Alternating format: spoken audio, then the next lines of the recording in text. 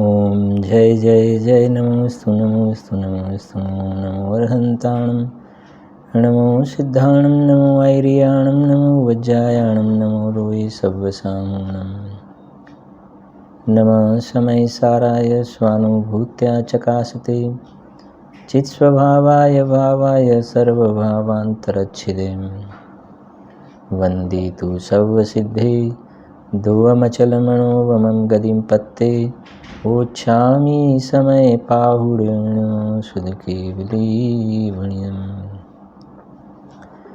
निज स्वरूप को परम रस जामे भरो अपार वंदो परमानंदमय समय सारय विकार।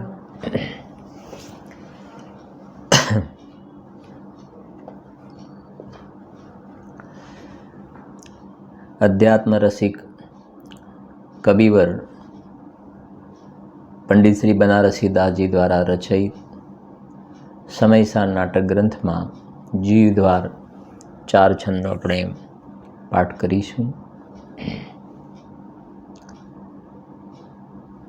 શોભિત નિજે અનુભૂતિ જુત છિદાનંદ ભગવાન સાર પદાર્થ આત્મા सकल पदार्थ जान एक देखिए जानिए रमी रहिए कठोर समल विमल न विचारिए यह सिद्धि नहीं और जिन पद नाही शरीर को जिन पद चेतन माई जिन वर्णन कछु और हैं यह जिन वर्णन नाही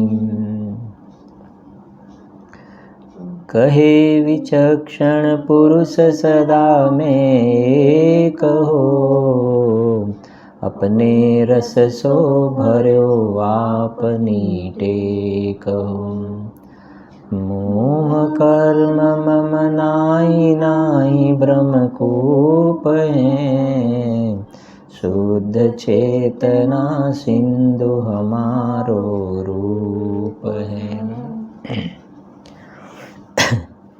જીવ દ્વારમાં 8 નંબરના છંદ સુધી આપણે સ્વાધ્યાય થયો છે. 9મા નંબરનો છંદ છે જીવની દશા પર સોનાનું દ્રષ્ટાંત. પેજ નંબર છે 31 પેજ. પાઠ કરીશું. जैसे बनवारी में कुधात के मिलाप हेम नाना भांति भयो पे तथापि एक नाम है कसी के कसोटी लिखू निरेखे सराफ ताही बान के प्रवान करी लेतु देतु दाम है तैसे ही अनादि पुद्गल सो संजोगी जीव नव तत्व रूप में अरूपी महाधाम है दिसे उन मानसों उदोतवान ठोर ठोर दूसरो न और एक आत्मा ही राम है. અમરચંદ્ર આચાર્ય દેવ આત્મખ્યાતિ ટીકામાં કલશ નંબર 8 છે. એક અહીંયા આગળ ચાલીએ છીએ આપણે, બરાબર છે. એક આપણે બીજા નંબરનો શ્લોક બનારસી દાસજીની સ્વતંત્ર રચના છે ને એક, બરાબર. જો 8 નંબરનો શ્લોક નીચે ફૂટનોટમાં ચિરમિતિ નવતત્વ છન્નમુન્નીયમાનમ કનકમિવ નિમગ્નમ વર્ણમાલા કલાપે અથ સતત વિવિક્તમ દશ્યતામેકરૂપમ प्रतिपदमिदमात्मा ज्योतिरोद्योतमानम. જો શું કહે છે અહીંયા,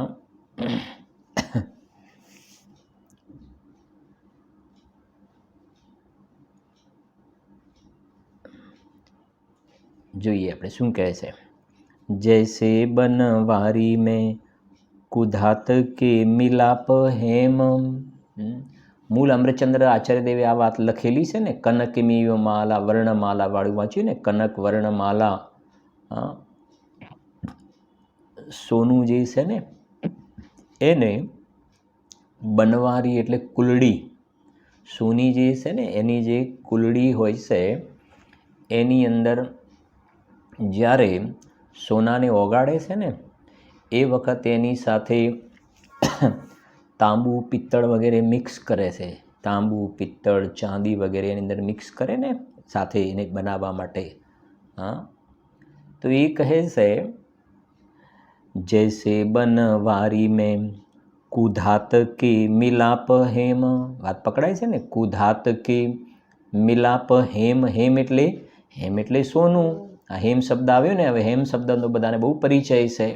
હવે આ નાટક સમયસારમાં હેમ આજે જ વાંચ્યું હશે ને, બાકી હેમ તો કેટલી વાર વાંચ્યું હશે, ક્યાં બધાને ખબર છે.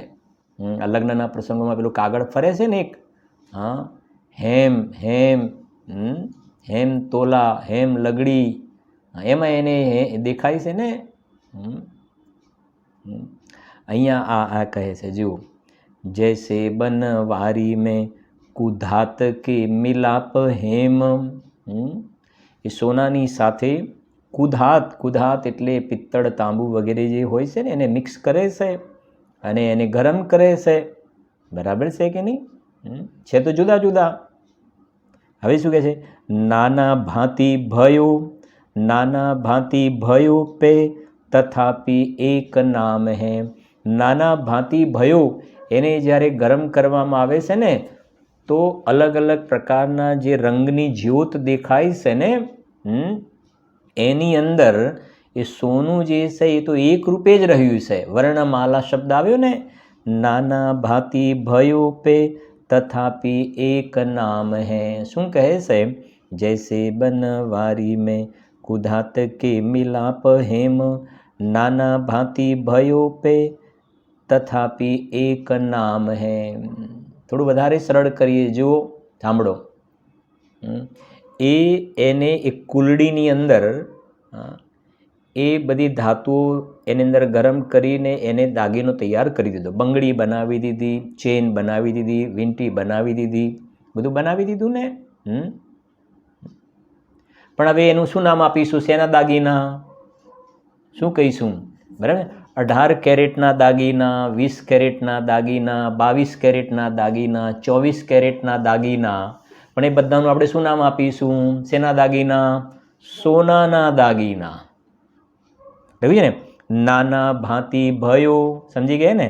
નાના ભાંતિ ભયો, જેટલું મિક્સ કર્યું ને, નાના ભાંતિ ભયો पे तथापि एक नाम है. તો પણ એને શું કહેવાય છે? સોનાના દાગીના, સોનાના દાગીના, સોનાના દાગીના. એમાં સોનું તો અલગ છે કે નહીં? સોનું અલગ છે.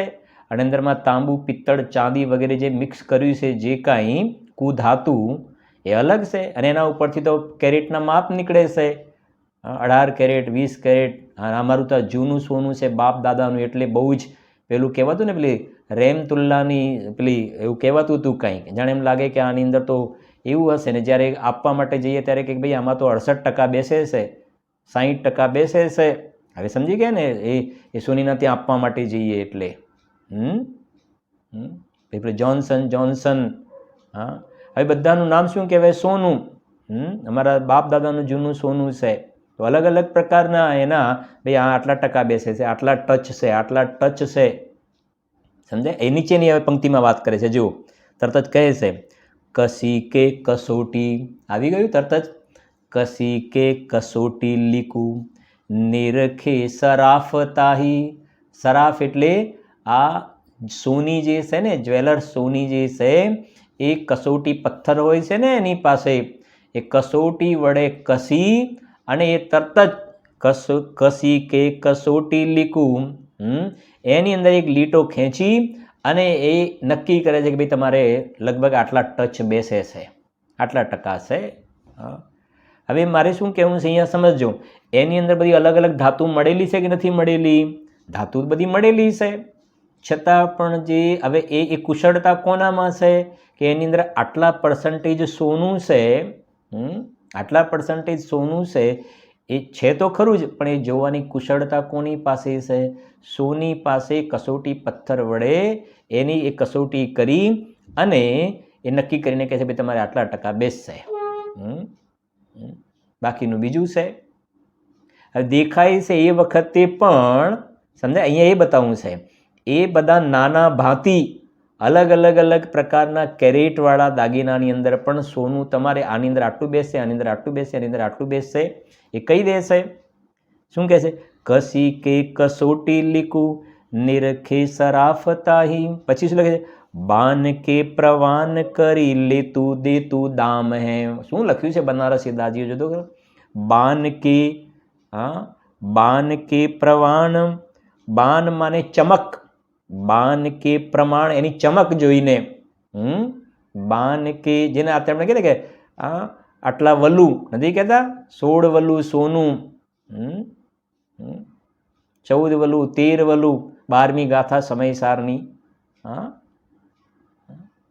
જેમ જેમ ગુણસ્થાનમાં ઉપર જાય ને એ અલગ વાત છે, ત્યાં પ્રકરણ થોડુંક.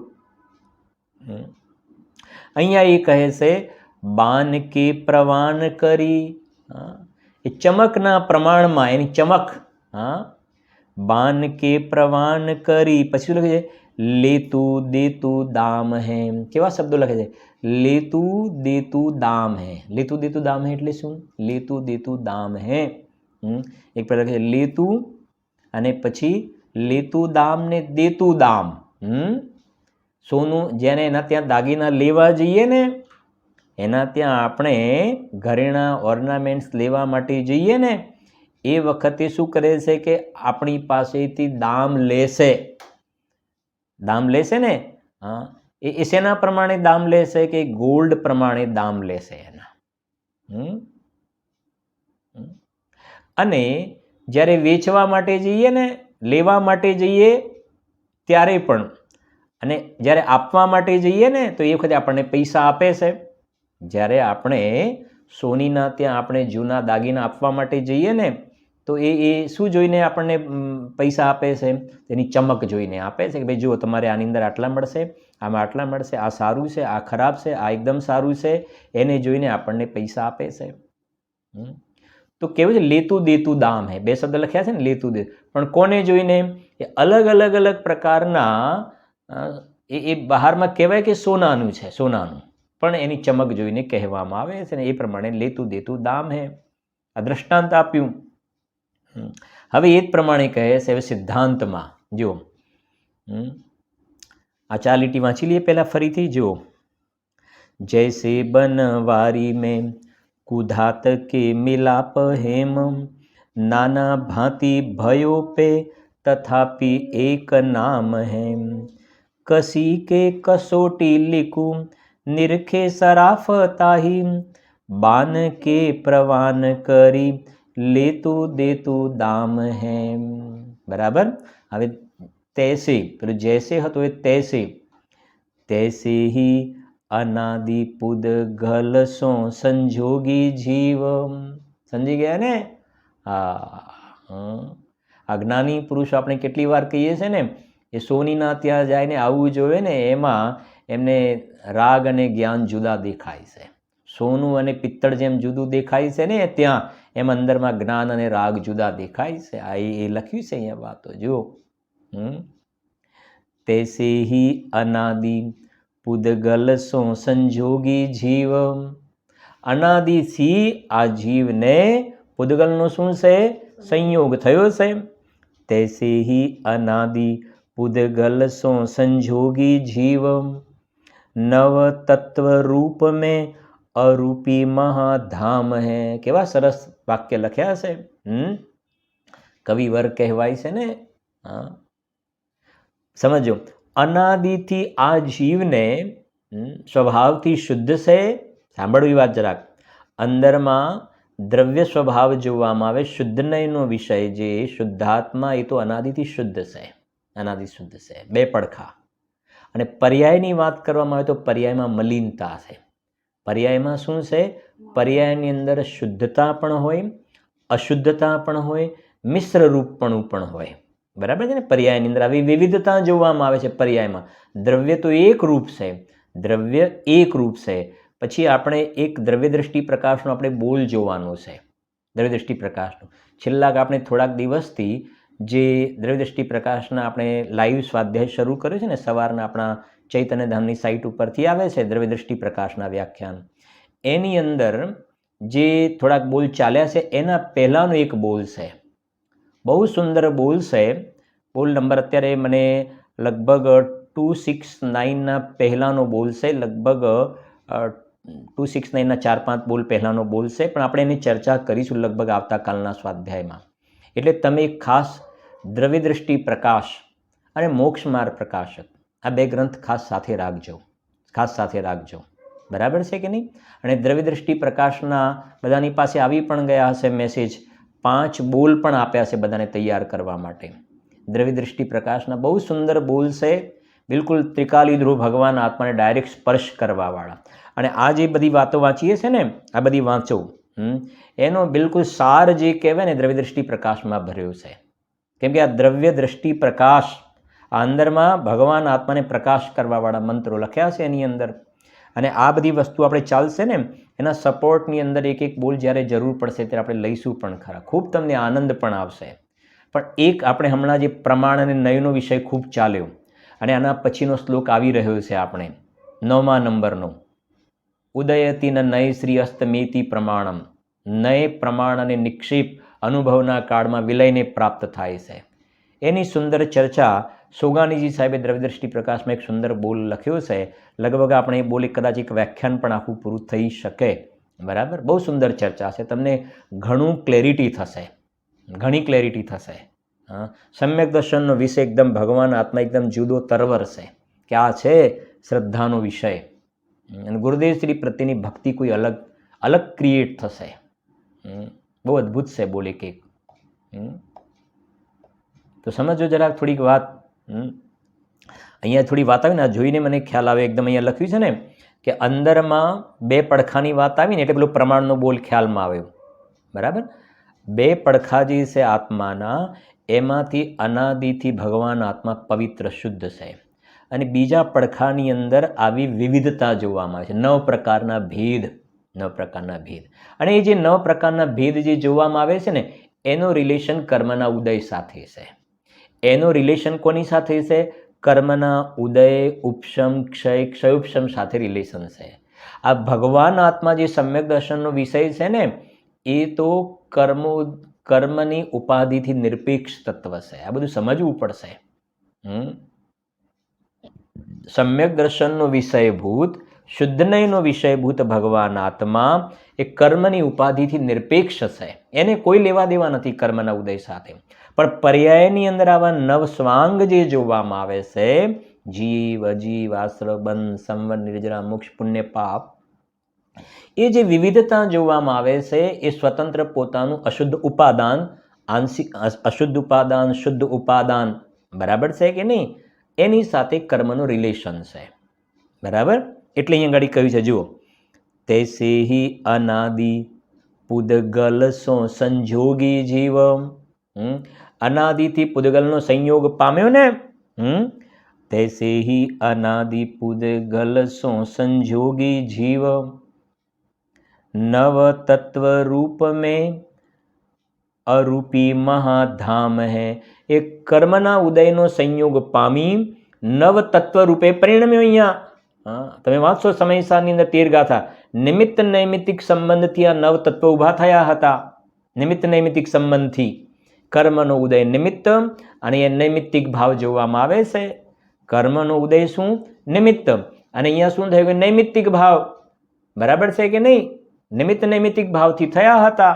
અને જ્યારે પોતે પોતાના અંદરમાં ગાયક ભાવની દ્રષ્ટિ કરે છે તો નિમિત્ત નૈમિત્તિક ભાવ જેવું ત્યાં કંઈ જોવામાં આવતું નથી. દ્રષ્ટિના વિષયમાં ક્યાં નિમિત્ત નૈમિત્તિક ભાવ છે? વાત સમજાય છે કે નહીં? સમયસાર ગ્રંથ ખોલીશું આપણે 2 મિનિટ. સમયસાર ગ્રંથ ખોલો. સમયસાર ગ્રંથ કાઢો જરાક, જુઓ એમાં 13 નંબરની ગાથા ખોલો.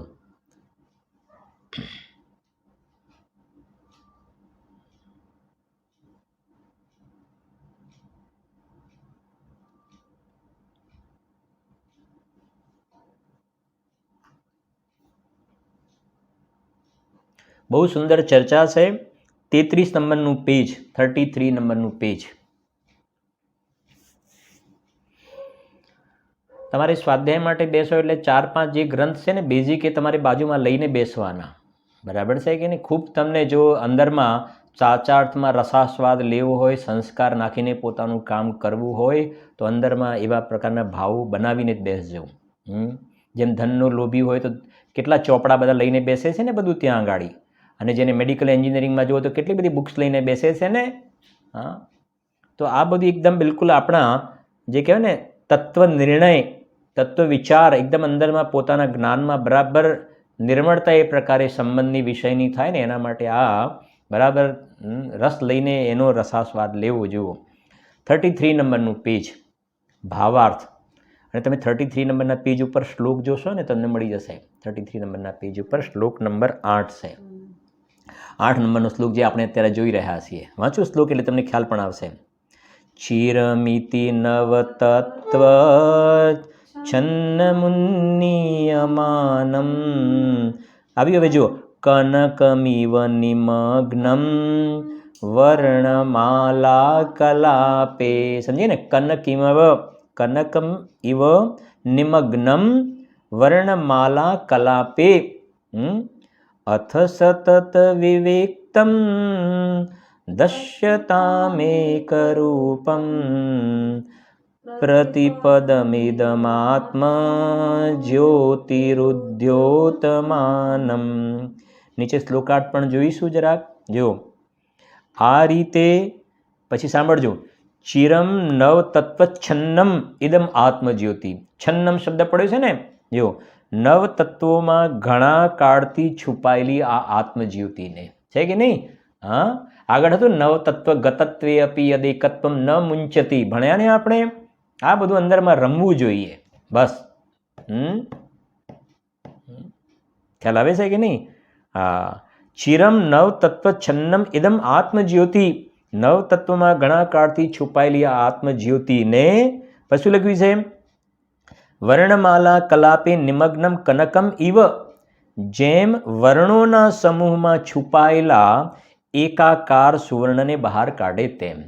વર્ણોના સમૂહમાં છુપાયેલા, જેમ કહ્યું ને અલગ અલગ અલગ પ્રકારના કેરેટના દાગીના હોય ને તો દરેકની ચમક અલગ અલગ દેખાશે તો અલગ અલગ, પણ દરેકની ચમક બહારમાં અલગ અલગ દેખાય છે, પણ સોની જે છે ને એમાંથી સોનું જુદું તારવી કાઢે છે. ભલે આનો કલર આવો દેખાય, આનો રંગ આવો દેખાય, આનો રંગ આવો દેખાય, આનો રંગ નથી કહેતા અત્યારે બધા મારા પેલા શું કર્યા, ઘેરું ચડાવેલા ને ઓક્સિડાઇઝ કરેલા ને ફલાણું કરેલા ને ઢીકણું કરેલા ને બહારમાં આવું દેખાય, પણ એને બધામાંથી એ જુદું સોનું તારવે છે, બધામાં એ સોનાને અલગ કરી નાખે છે. જુઓ, હા, પેલો સોની છે ને આ જ્ઞાની છે, બસ ફરક આ છે. પેલો સોની છે એનામાં એ દ્રષ્ટિ છે ને આ જ્ઞાની છે. હા, એ ગાયકને જુદો તારવે છે બધામાં. જો શું કહે છે એટલે હવે જેમ વર્ણોના સમૂહમાં છુપાયેલા એકાકાર સુવર્ણને બહાર કાઢે તેમ ઉન્નીયમાનમ શુદ્ધ નહીંથી બહાર કાઢી પ્રગટ કરવામાં આવી છે. માટે હે ભવ્ય જીવો, હંમેશા આને અન્ય દ્રવ્યોથી, હવે સાંભળજો, અન્ય દ્રવ્યોથી તથા તેમનાથી થતા નૈમિત્તિક ભાવો મારે આ બતાવવું છે. એટલે અનાદિથી પૂદગલનો સંયોગ એ નિમિત્ત, અને અહીંયા થાય નૈમિત્તિક ભાવોથી ભિન્ન એક રૂપ દેખો. વાહ, શું કહે છે! આ નિમિત્ત નૈમિત્તિક ભાવ સાથે મારે કોઈ સંબંધ નથી. હા હા, હું નૈમિત્તિક ભાવમાં આવ્યો જ નથી. નિમિત્ત તો બહુ દૂર રહો, નૈમિત્તિક ભાવમાં હું નથી આવ્યો. અહીંયા એ કહે છે નિર્મલ પર્યાયમાં હું નથી આવ્યો. હા, તમને પેલા 5 બોલ તૈયાર કરવાના કયા છે 30 તારીખ સુધીમાં 5 બોલ, એમાં મારા ખ્યાલથી એક બોલ આ પણ છે.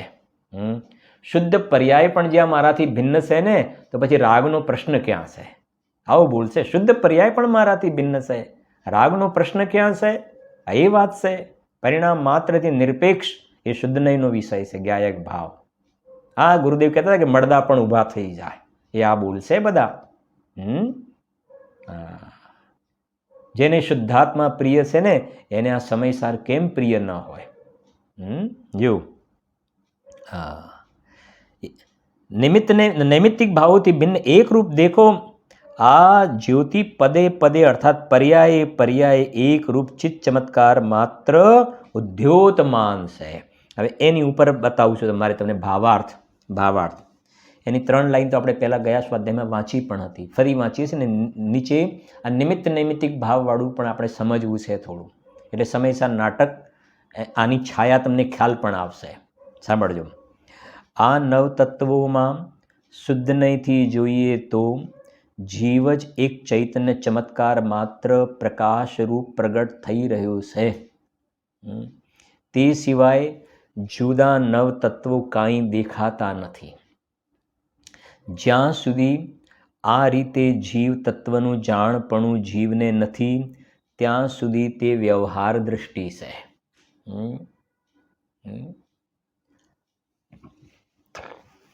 કરીશું એની પણ ચર્ચા પછી થોડીક. તમને હોમવર્ક આપું છું, તમે વિચારજો જરા. સાંભળજો,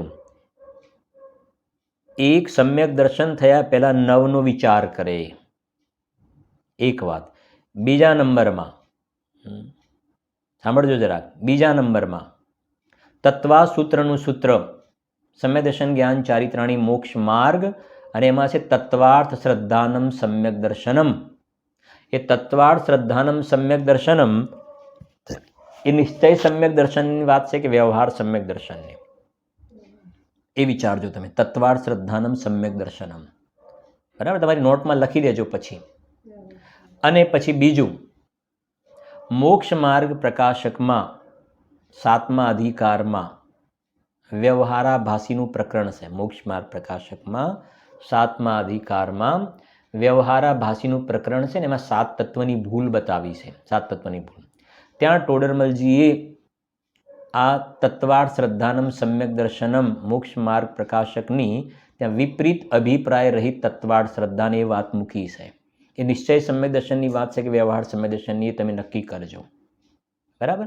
અને 6 ઢાળાની અંદર 6 ઢાળામાં ત્રીજી ઢાળમાં 6 ઢાળામાં ત્રીજી ઢાળમાં ફરીથી 6 ઢાળામાં ત્રીજી ઢાળમાં ત્રીજા નંબરનો છંદ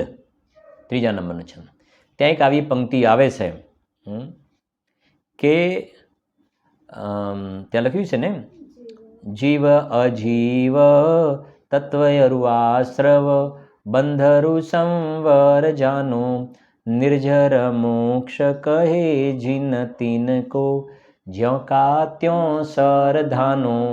આ વાત મૂકી છે ત્યાં. ત્યાં પણ આ 7 તત્વ અથવા તો 9 તત્વની વાત મૂકી અને લખ્યું ને, જીવ અજીવ તત્વયરુઆશ્રવ બંધરુ સંવર જાનો નિર્જર મોક્ષ કહે જીન તીન કો જ્યો કા ત્યો સરધાનો. ત્યાં પણ આ 7 તત્વની વાત આવી અથવા 9ની વાત આવી અને કે જ્યો કા ત્યો સરધાનો. હવે આ પણ તમારે જવાબ શોધવાનો છે. એ નિશ્ચય સમ્યક દર્શનની વાત છે કે વ્યવહાર સમ્યક દર્શનની વાત છે કે અજ્ઞાનીના વ્યવહારની વાત છે. સમજાય છે કે નહીં? સમજી ગયા ને? એક અજ્ઞાની 7નો વિચાર કરે, એક જ્ઞાની 7નો વિચાર કરે અને એક તત્વાસૂત્રની વાત કરીએ. હવે ક્યાં નિશ્ચયની વાત છે? સિમ્પલ કરું, આ બધું મેં તમને જે કહ્યું ને એમાં નિશ્ચય સમ્યક દર્શનમાં શું આવે?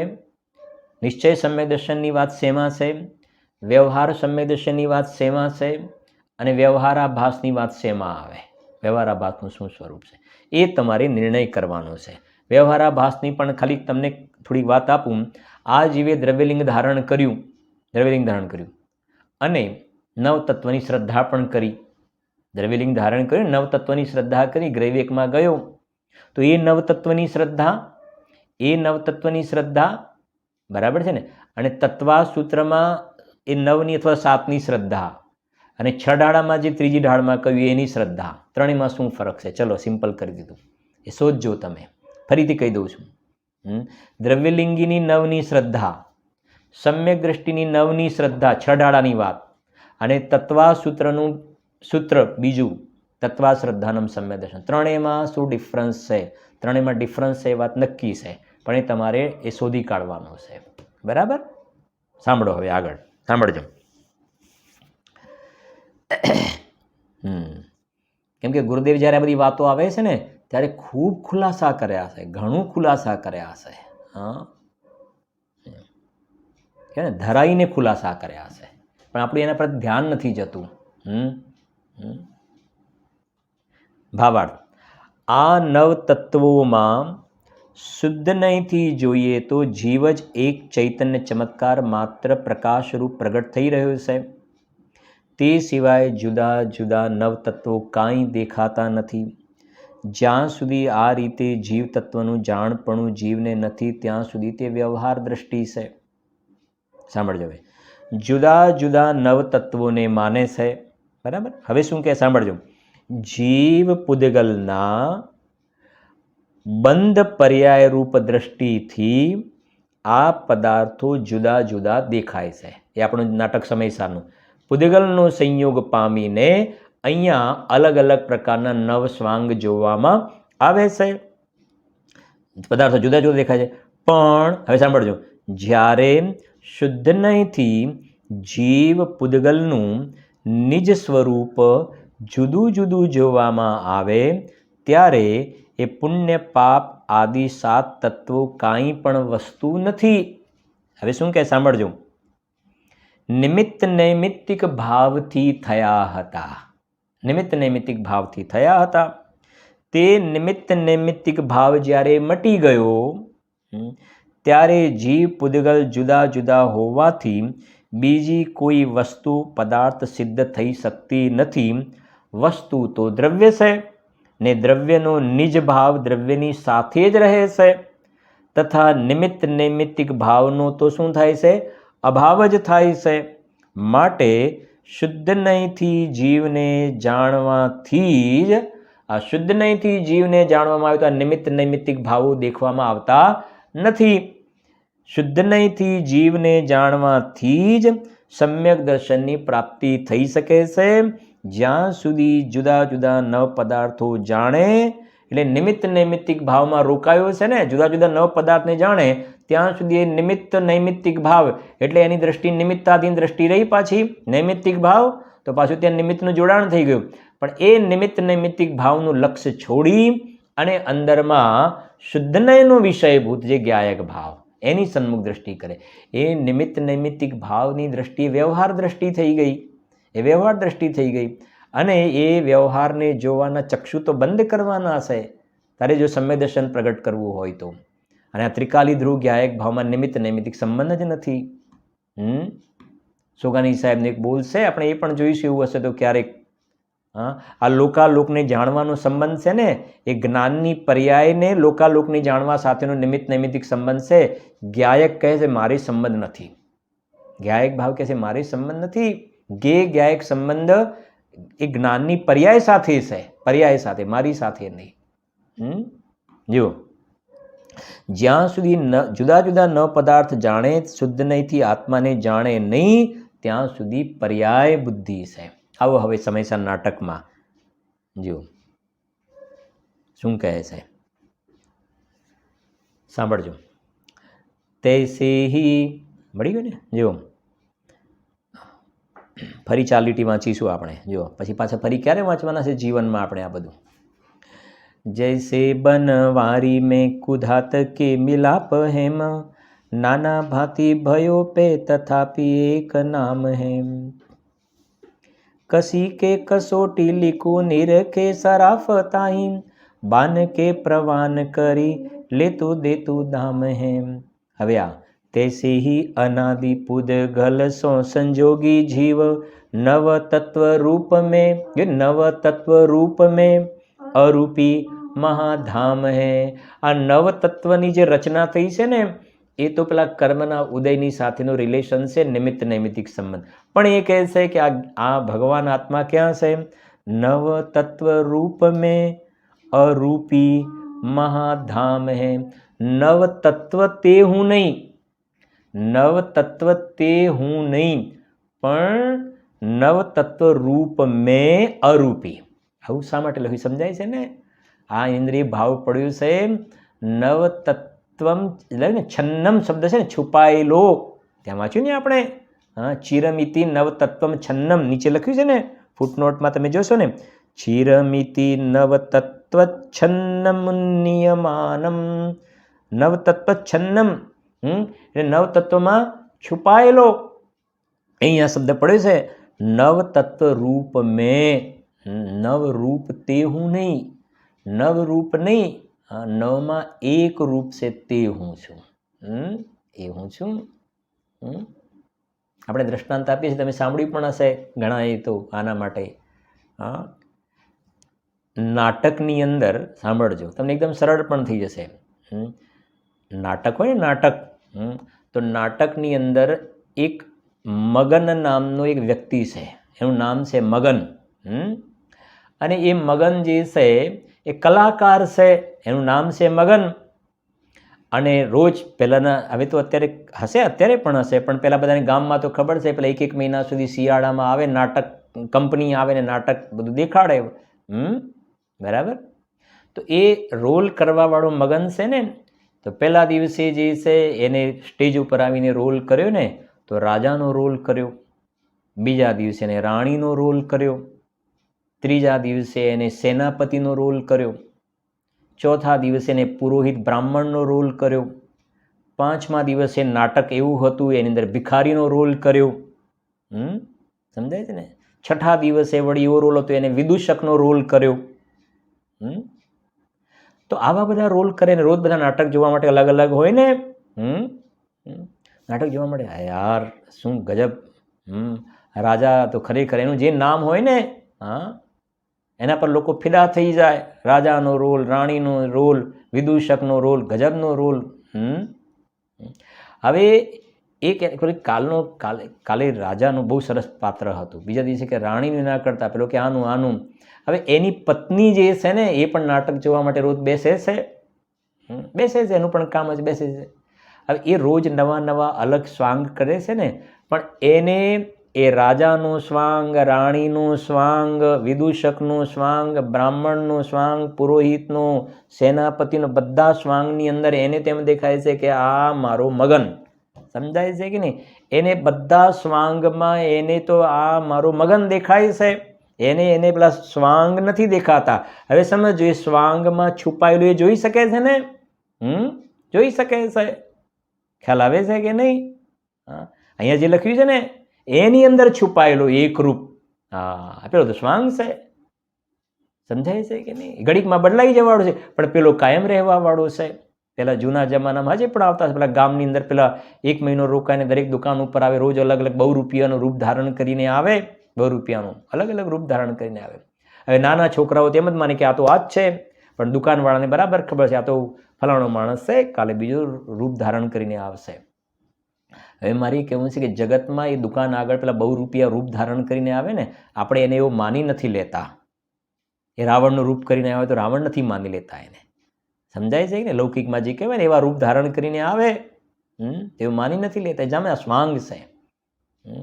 બસ અહીંયા એ જ કહે છે, અનાદિકાળથી આજે જે પર્યાયમાં અલગ અલગ પ્રકારના સ્વાંગ થાય ને, પર્યાયમાં રાગ થયો તો હું રાગી, દ્વેષ થયો તો હું દ્વેષી, ક્રોધ થયો તો હું ક્રોધી, નર નારક આદિ પર્યાય થઈએ તો હું મનુષ્ય અથવા હું તિર્યંચ, હું ક્રોધી, માની, હું બાળક છું, યુવાન છું, વૃદ્ધ છું.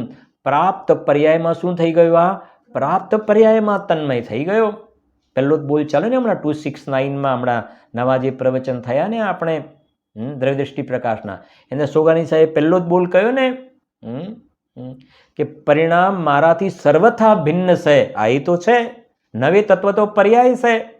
પરિણામ મારાથી સર્વથા ભિન્ન છે એવું જ્યાં સુધી જોર નહીં આપો ને ત્યાં સુધી પરિણામ પરથી દ્રષ્ટિ ઉખડી અને દ્રવ્ય સ્વભાવમાં દ્રષ્ટિ ચોંટશે નહીં.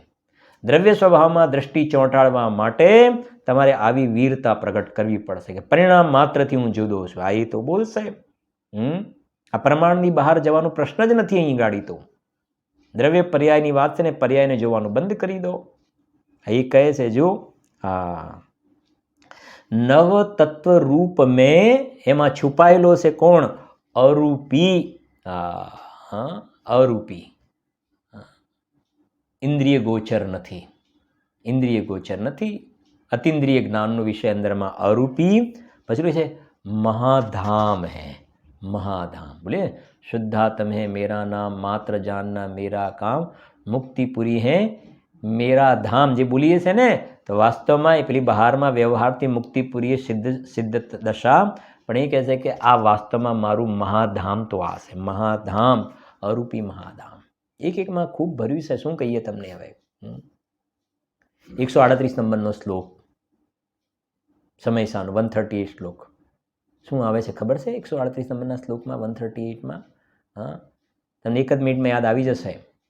અમરચંદ્ર આચાર્ય દેવ કહે છે કે તમે અહીંયા આવો, અહીંયા આવો।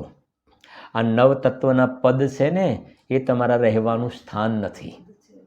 આ બહારમાં દુનિયાદારીના પદ એ તો અપદ છે જ, પણ આ નવ તત્વ જે છે ને એ પણ તમારું રહેવાનું સ્થાન નથી। અહીંયા આવો, અહીંયા આવો, આ અહીંયા આવો।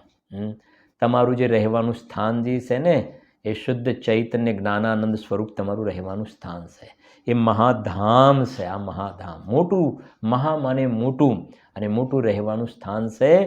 આ મારું સ્થાતાનું સ્થાન છે, આ મારું રહેવાનું સ્થાન છે। બાકી જીવ સ્થાન, 14 જીવ સ્થાન એ મારા સ્થાન રહેવાના નહીં। 14 પ્રકારના ગુણ સ્થાન એ મારા રહેવાના સ્થાન નહીં, એ મારું ધામ નહીં।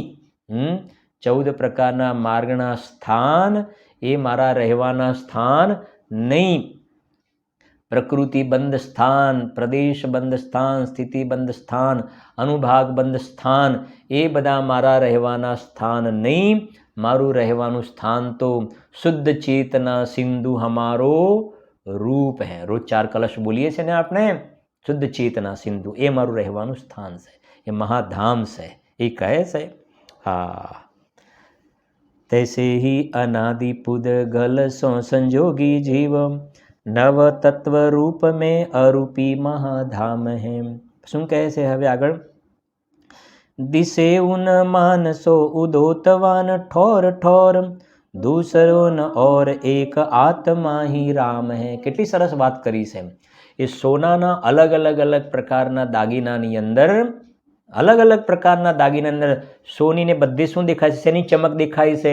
સોનાની ચમક દેખાય છે। બધામાં એને સોનાની ચમક દેખાય છે। એ અલગથી સોનાને જોઈ શકે છે, એની પાસે એવી જાતિની દ્રષ્ટિ છે, એની પાસે એવા સાધન છે, એના નિમિત્તથી એ બધાને સોનાને જોવે છે। એમ અહીંયા કહે છે આ બધા જે પર્યાયમાં સ્વાંગ છે ને એ દરેક સ્વાંગની અંદર આ ચૈતન્યની ચમક છે। દરેક સ્વાંગમાં ચૈતન્યની શું છે? ચમક છે। લખે છે ને દિશે ઉન માનસો, જેમ પેલામાં બાન કે પ્રમાણ કરી લેતું દેતું દામ હે, એની ચમક જોઈ અને એની લેવડ દેવડ કરે છે ને, એમ દરેક પર્યાયની અંદર ચૈતન્યની ચમક દેખાય છે। લખે દિશે ઉન માનસો ઉદોતવાન, પછી લખ્યું છે ઠોર ઠોર, ઠોર ઠોર માને પ્રત્યેક પર્યાયમાં આ ચૈતન્યનો ચમત્કાર છે।